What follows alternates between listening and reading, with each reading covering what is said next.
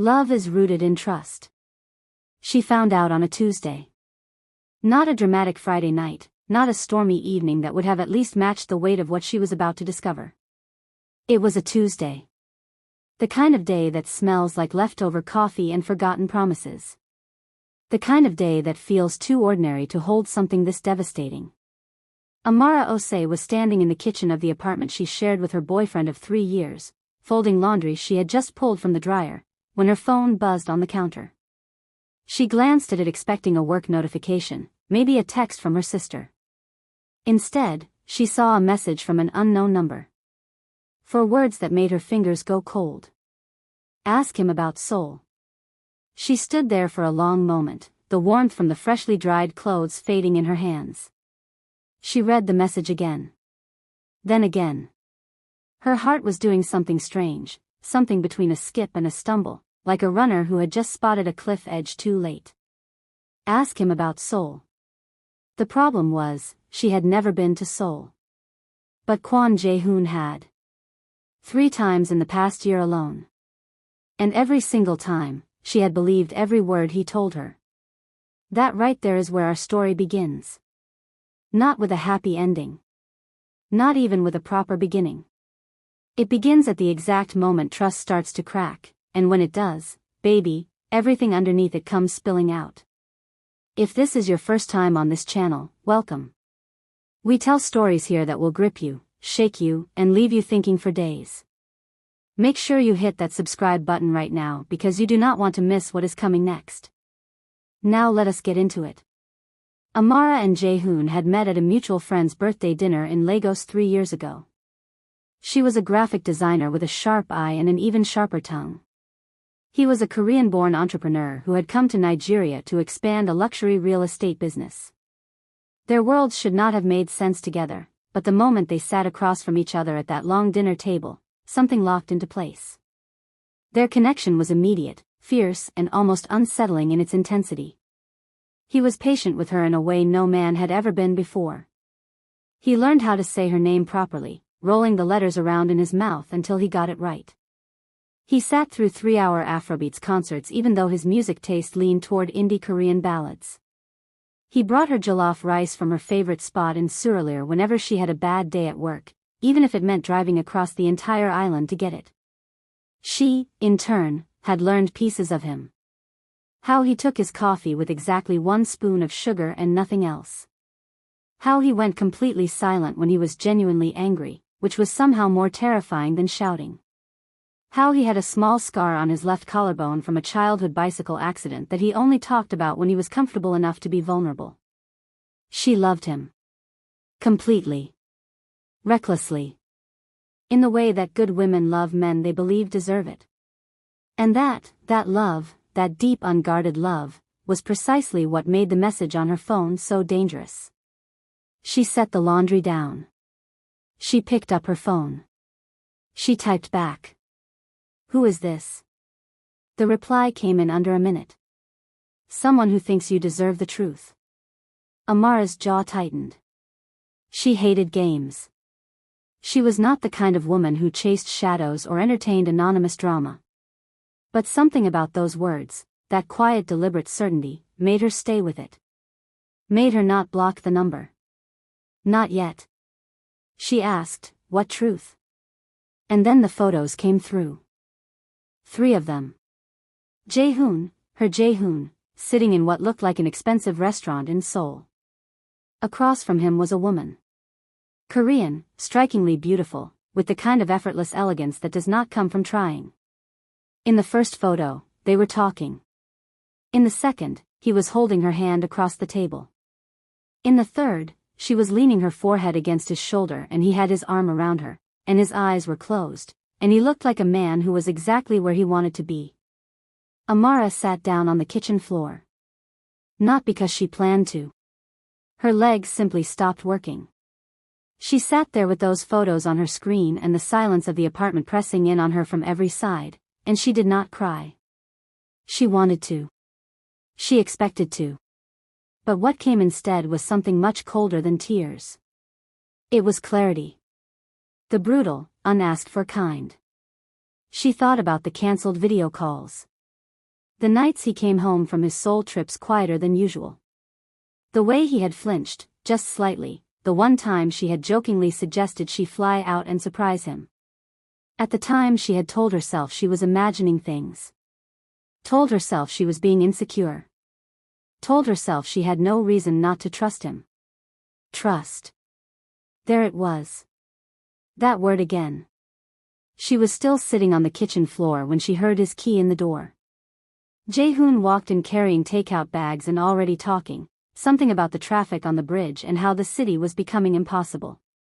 He walked into the kitchen, saw her on the floor and stopped. Amara? What are you doing down there? Are you okay? She looked up at him. She held the phone up so he could see the screen. She watched his face. She watched the exact moment he understood what she was holding. She watched the color shift in his expression, that small but unmistakable movement behind his eyes, the calculation, the catch, the thing he was scrambling to decide before he spoke. That half-second of hesitation told her everything she needed to know before he said a single word. Amara, listen. Sit down, she said. Her voice was quiet.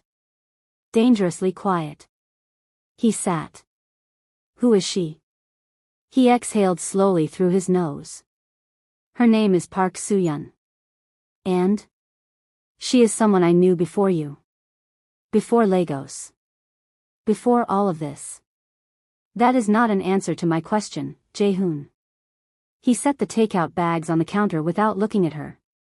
She was my fiancée. 7 years ago. We were engaged, and then it ended.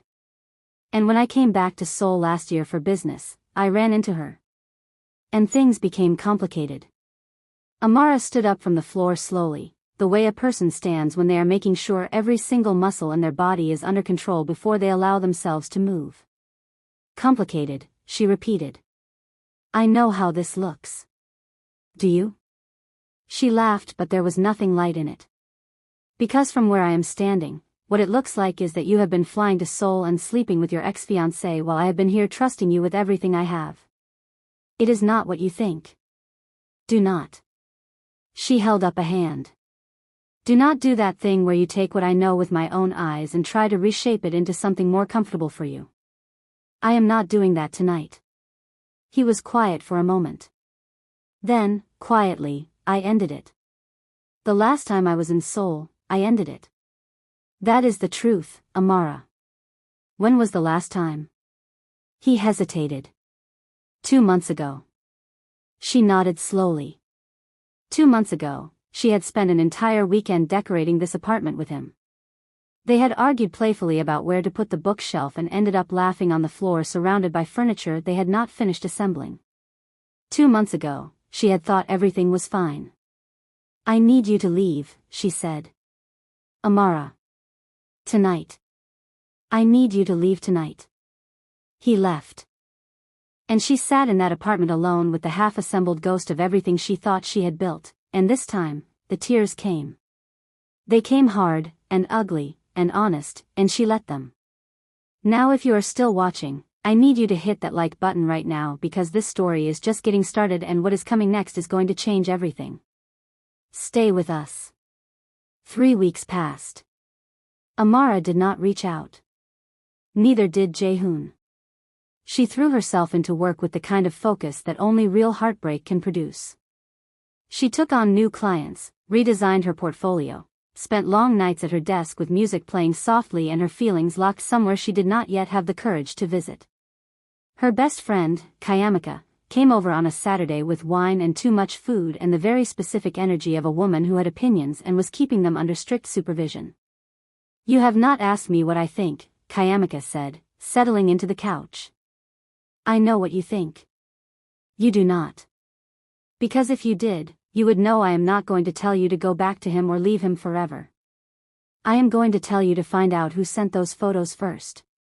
Amara looked at her. What? Think about it. Someone knew. Someone had access to those photos, had your number and chose that specific Tuesday to send them to you. That is not a concerned stranger. That is someone with an agenda. Amara had not thought about it that way. In the shock of the discovery, she had not stopped to question the delivery. She had only absorbed the content. She pulled up the unknown number again and stared at it. I tried calling it the day after, she said. It rang and rang. No voicemail. Run it, Kayamika said simply. Amara had a friend who worked in telecommunications. She was not proud of what she was about to do. But she was done being the last to know things. It took 4 days to trace the number. When the result came back, she sat with it in her hand for a long time before she could process it. The number was registered to a company.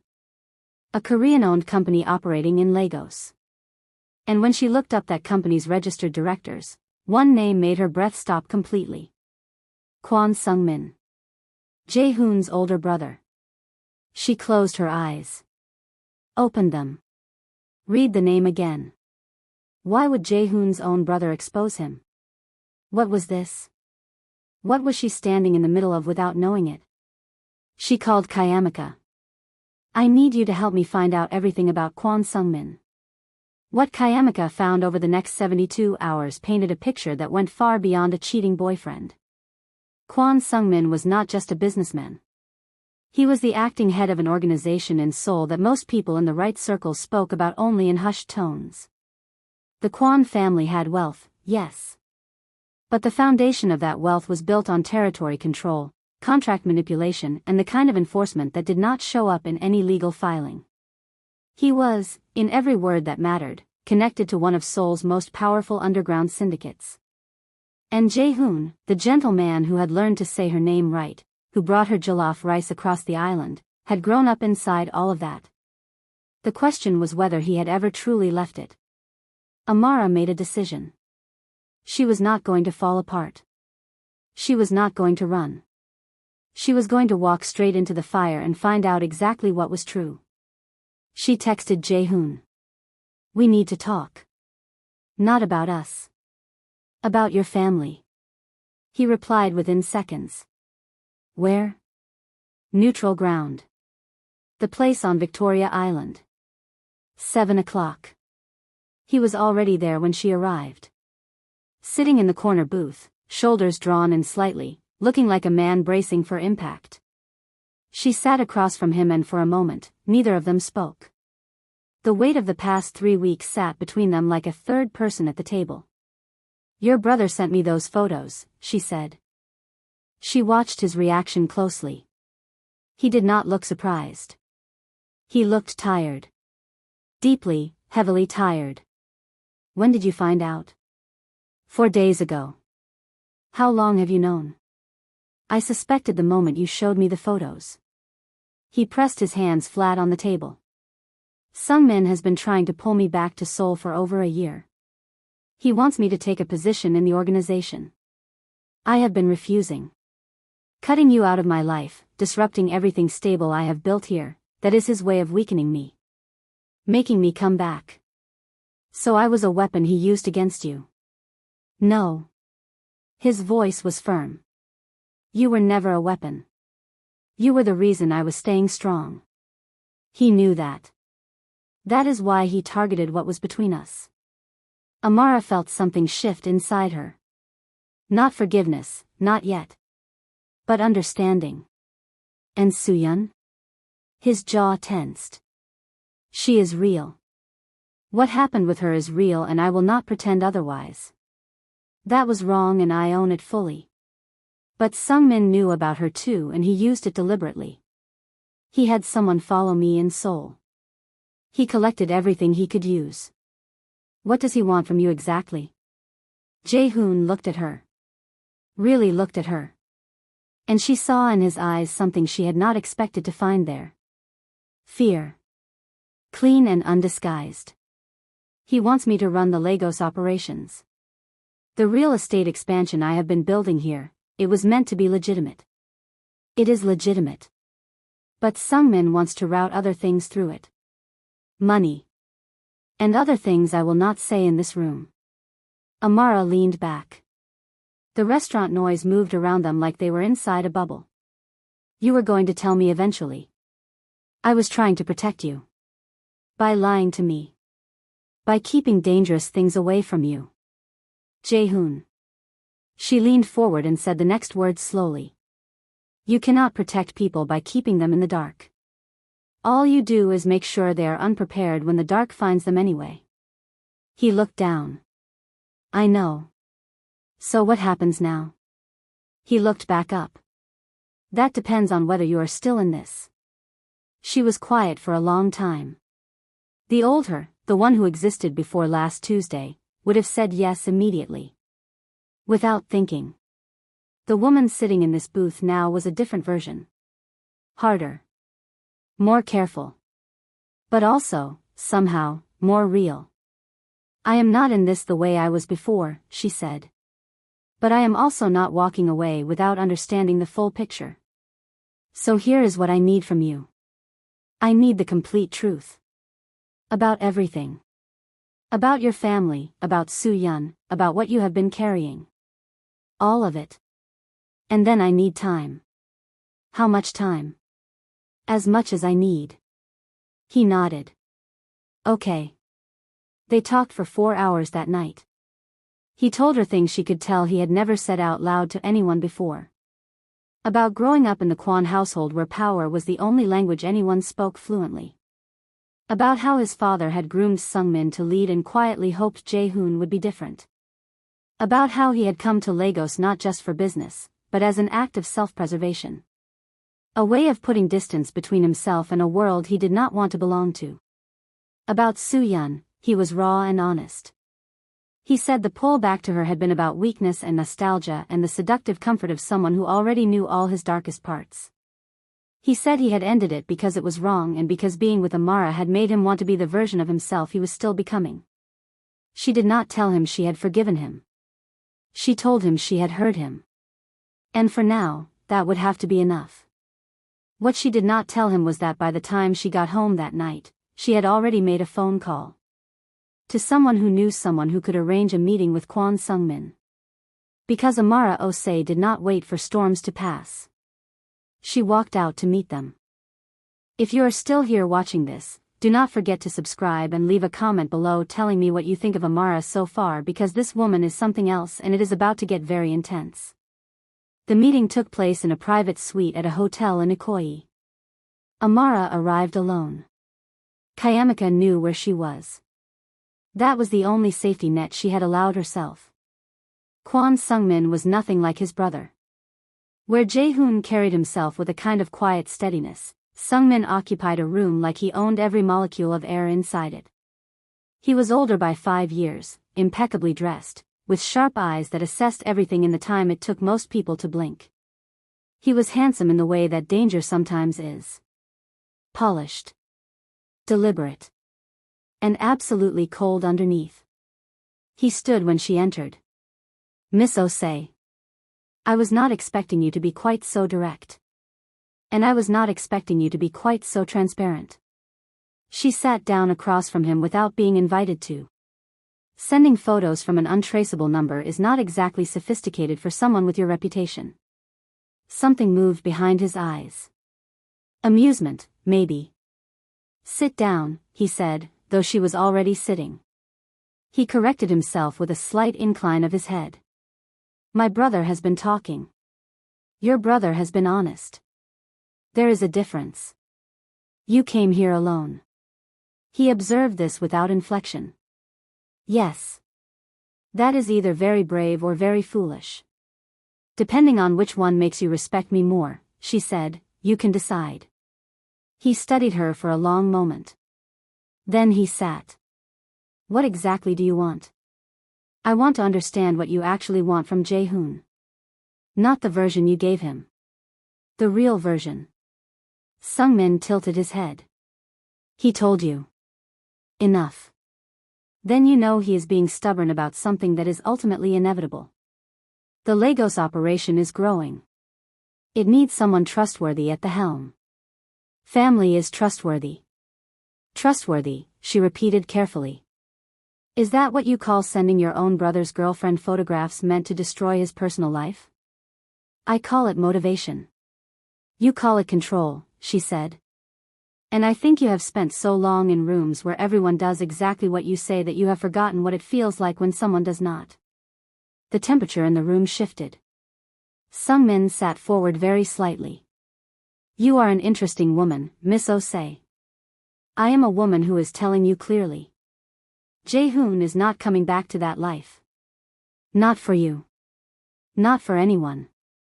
And every move you make to pressure him is going to be met with a counter move. Because unlike the women you expect to find standing behind your brother, I do not scare. Sung-min was quiet for a moment that stretched long enough to be uncomfortable. Then, quietly, he said, you should. She held his gaze. Then we understand each other. She left the hotel with her pulse hammering against her throat and her face perfectly composed. She sat in the car, and for exactly 45 seconds, she let her hands shake. Then she took a breath, straightened her spine and drove. She called Jae-hoon from the road. I need you to come over, she said. Tonight. Are you okay? I need you to come over, she said again. He was at her door in 40 minutes. When she opened it and he saw her face, something in him shifted instantly. He stepped inside and before she could say anything he pulled her into his arms and held her in a way that made it very difficult to remember all the reasons she had been holding herself at a careful distance. She let herself be held. Just for a moment. Then she stepped back and told him everything about the meeting with his brother. His face changed as she spoke. The quiet shifted into something harder, something with an edge. When she finished, he was very still. You went to him alone, he said. Yes. Amara. I needed to see him for myself. I needed to know what we are actually dealing with. He is dangerous. You do not know the full extent of what he is capable of. Which is exactly why I needed to see him and not have you describe him to me. She sat down. Jae-hoon, I cannot fight something I cannot see clearly. I need the full picture. No more protecting me from things that are already in my life whether I know about them or not. He sat across from her. His eyes were carrying something heavy and complicated and she could see him working through whether to say the next thing. Tell me, she said. 3 years ago, just before I came to Lagos, Sung-min had someone killed. A business associate who was going to talk to authorities. I did not pull any trigger. I was not in the room. But I knew enough beforehand that my silence was its own kind of participation. I came to Lagos partly to get away from knowing things like that and doing nothing about them. The room was quiet. Are you telling me this because you want me to leave? She asked. I am telling you this because you asked for the full picture. I want you to know who I was so that when I tell you who I am trying to be, you have the context. She was quiet for a long time. The clock on the wall kept moving. Outside, Lagos was loud and alive and completely indifferent to what was happening inside this room. I believe people can change, she said finally. I believe it because I have seen it. I am not naive about what you have come from. But I am not going to love you for who you were. I am going to hold you to who you say you are becoming. And the moment those two things stop matching, I walk. No conversation. No drama. I walk. Understood. And Jae-hoon? Yes. If you ever lie to me again, about anything, there is no coming back. Not because I do not love you. But because love without trust is not love. It is just attachment. And I refuse to spend my life attached to someone I cannot believe. He looked at her for a long time. I know, he said quietly. That is the truest thing anyone has ever said to me. They did not fix everything that night. But they began again. Slowly. With honesty as the foundation instead of the afterthought. But Sung-min was not done. 2 weeks later, Jae-hoon's company came under a tax audit that had his accountants working around the clock. The timing was impossible to call coincidental. A week after that, one of his key business partners in Lagos suddenly pulled out of a major development deal, citing unnamed concerns. Jae-hoon tracked the interference back to a phone call made from Seoul. Sung-min was applying pressure methodically. Quietly. The way someone does when they want you to feel the walls closing in without being able to prove who is pushing them. Amara watched Jae-hoon navigate each blow with a steadiness that she had not expected and could not help but respect. He did not panic. He did not reach out to his brother. He called lawyers, restructured agreements, moved around the chessboard with a cool precision that told her the man had more in him than she had fully understood. But she also saw the exhaustion underneath. The nights he sat at his desk long after he should have stopped. The way he sometimes went quiet for stretches that he would not explain, not because he was hiding something but because he was carrying something he was not sure how to share without it feeling like a burden he was transferring to her. One night she came and sat beside him at his desk. She did not say anything. She simply sat with him in the quiet and let him know she was there. After a while he said, "He is not going to stop. I know. I have been trying to handle this the clean way. The legal way. But Sung-min operates in spaces where legal does not always reach." She thought about what she had been sitting with for the past week. About a conversation she had with Kayamika that had given her an idea she was not entirely sure was smart but could not stop thinking about. "What if we gave him what he thinks he wants?" she said. Jae-hoon looked at her. "Meaning?" "Sung-min wants you in the Lagos operation. What if you appeared to agree? What if you gave him just enough access to believe you were coming around, and during that window, you gave the authorities everything they need to act?" He stared at her. "That is an extremely dangerous plan." "Yes. But it ends it. Properly. If it goes wrong, we are not talking about business complications. We are talking about real consequences. I know what we are talking about." She held his gaze. "Do you trust me?" He looked at her. The question settled between them with all its weight, all its history. Trust. That word that had cracked everything open and was now, slowly, being asked to hold something new. "Yes," he said. "I trust you." She nodded. "Then let me make some calls." What followed was 3 weeks of the most careful, nerve-testing work Amara had ever been part of in her life. She leveraged a contact she had in the Economic and Financial Crimes Commission through a client she had done brand work for 2 years earlier. She was not offering them Sung-min directly. She was offering them a paper trail. The kind that told a very clear story about the nature of what was being routed through legitimate real estate infrastructure. Jae-hoon provided the documentation. Things he had held onto from the time before Lagos, records that he had kept not quite knowing why but had never been able to bring himself to destroy. Sung-min called during this period, feeling the apparent shift in his brother's resistance. Jae-hoon took the calls. Stayed calm. Gave enough to keep the conversation going without committing to anything irrevocable.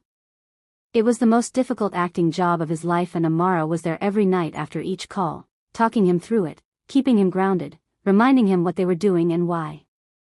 "You are doing it again," she told him one night when she could see the guilt moving across his face. "Doing what?" "Carrying it alone inside your head. Talk to me." He exhaled. "He is my brother. Whatever he has done, whatever he is, I grew up with him. I know who he was before all of this. I know. This is going to destroy him. He chose the path that leads here," she said gently. "You are not doing this to him. You are stopping him from doing it to everyone else." He nodded slowly, like he was convincing himself one word at a time. "I know. I know that. And when it is over," she said, "you are going to grieve it. And that is okay. I will be here for that too." He looked at her in the way he sometimes did that made her feel like she was the most seen person in any room she had ever stood in. "How did you become so steady?" "I come from a people who had to be," she said simply. "It happened on a Thursday morning.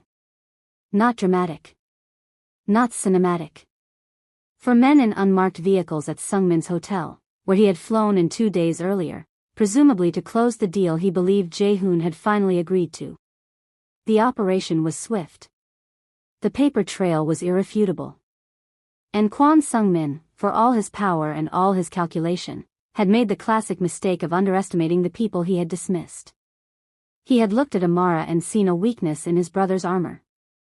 He had not understood that she was the reason his brother had finally become someone impossible to break. Jae-hoon got the call at 8:40 in the morning. He sat with it for a long time. Amara sat beside him. Neither of them said anything for several minutes. Then he said, "It is over." "Yes. I do not know how to feel." "You do not have to know right now." He put his face in his hands. She did not try to stop whatever was coming. She simply put her hand on his back and stayed. He cried. Quietly. The way men do when they have been carrying something too long and can finally, for the first time, set it down. And she was there. After the storm, things were slow to settle. There were legal processes to cooperate with. There were business relationships to rebuild. There were conversations with lawyers that went on for weeks and left both of them drained in the evenings. The real estate company survived the scrutiny, just as Jae-hoon had known it would, because the foundation he had built in Lagos was genuinely clean. He flew to Seoul once more, to meet with what remained of the legitimate parts of the Kwon family, to address what needed to be addressed. He asked Amara to come with him. She said yes. It was the first time she had ever been to Seoul. She walked through the city beside him and watched the way it shaped him differently than Lagos did. He was quieter here. More careful. More aware of every corner as though history lived on them. She held his hand through all of it. On the last night before they flew back, they sat on the rooftop of the hotel with the city spread beneath them like a lit-up promise, and he said things to her that she knew she would replay for the rest of her life. He said, "Before you, I thought I knew what it meant to care about someone. I thought I understood closeness. But what I actually understood was proximity. Being near someone without ever being truly known by them." She listened. "What you gave me," he continued, "what you kept giving me even when I had given you every reason to stop, it was not just love. It was a standard. You made it impossible for me to stay comfortable being less than what you deserved. And somehow that made me more than I had ever been. Not because you pushed me. But because you held a mirror up and stood beside me while I figured out what I was looking at." She looked at him for a long time. Then she said, "Do you know what I have always believed about love? Tell me. That it is not something you fall into. It is something you build. With every honest conversation. Every moment you choose to stay when leaving would be easier. Every time you say the hard thing instead of the comfortable thing. Love is not a feeling you chase. It is a structure you make together, one truth at a time." He was quiet. Then, "And trust? Trust is the foundation of all of it," she said. "You cannot build anything real on ground that shifts. Everything we have, everything we are going to have, it has to be rooted in that. Completely. Honestly." He reached into his pocket and placed something small on the rooftop railing between them. A ring. Simple, elegant, a slim band with a single dark stone that caught the city light and held it. "I was not going to do this tonight," he said. "I had a plan. I had a whole other thing organized. But I am tired of performing grand gestures when the truest thing I can do is just say what is real."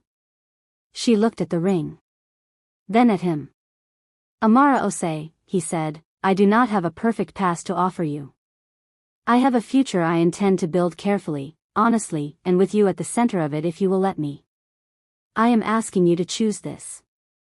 To choose us. Not because I deserve it yet. But because I am committed, every single day, to becoming someone who does." She picked up the ring. She turned it in her fingers. The city moved beneath them, indifferent and beautiful. "You know," she said slowly, 3 months ago I was sitting on a kitchen floor wondering how I had gotten everything so wrong. I know. And look where sitting on that floor led us." She slid the ring onto her finger and held it up against the Seoul skyline. It fit perfectly. "Yes," she said simply. He pulled her into him and held her with the kind of certainty that only comes when two people have been through the fire together and come out the other side not unburned but unbroken. And standing on that rooftop, with a city full of strangers and a history full of hard lessons between them, Amara and Jae-hoon chose each other. Not out of desperation. Not out of convenience. But out of the deepest, most tested, most honest thing either of them had ever known. Trust. Not the easy kind. Not the naive kind that gets handed over before it is earned. The kind that is built one true word at a time. The kind that survives betrayal and comes back stronger. The kind that looks at the full picture of a person, every crack and every scar and every moment of darkness, and says yes. I see all of this. I see all of you. And I am staying. Because in the end, that is what love is. Not the butterflies at the beginning. Not the fireworks of a first kiss. Love, real love, is the quiet decision you make when you know everything and you choose to stay anyway. It is the hand on someone's back when they are crying. It is the honest conversation when lying would be easier. It is the person sitting beside you in the hard silence because they refuse to let you carry things alone. Love is built on truth. It is sustained by courage. And at the very heart of it, deeper than feeling, steadier than emotion, it is rooted in trust. And if you made it to the end of this story, thank you. Genuinely. Thank you for sitting with Amara and Jae-hoon through all of it. If this story moved you, if it made you feel something real, please leave a comment below and tell me which moment hit you the hardest. Was it the kitchen floor? The meeting with Sung-min? The rooftop in Seoul? I read every single comment and I want to hear from you. And if you have not subscribed yet, please do it right now. Hit the subscribe button, ring that notification bell, and share this video with someone who needs to hear a story about what real love actually looks like. We have many more stories coming and you do not want to be the last to know. I will see you in the next one.